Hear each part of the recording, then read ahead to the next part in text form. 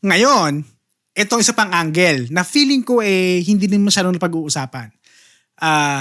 Yung social media angle.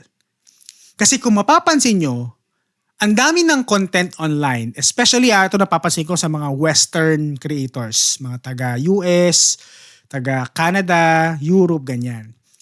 Sila yung parang nagbabasa ng Bible inside the planes, nagpe-pray over, nagpe-pray out loud habang nagla-landing, or nag-a-address ng passengers minsan habang pababa na. Pero I'm not just singling out Western content creators ha. Meron din mga Pinoy na nakikita ganyan ang ginagawa.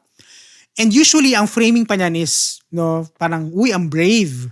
Uy, faith-driven. Uy, they are spreading God's words. Minsan nga, nagiging viral pa, di ba? So kung ikaw, yung taong nanonood nun, paulit-ulit mo siyang nakikita, paulit-ulit mo siyang dumadaan sa algorithm mo, tapos nakikita mong walang backlash, at usually may support pa ng community, you might start thinking na, okay pala to, no?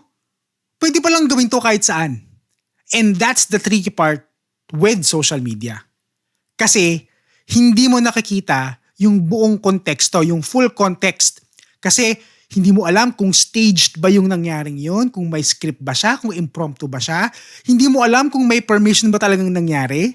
Hindi mo alam kung ano nangyari before and after the video.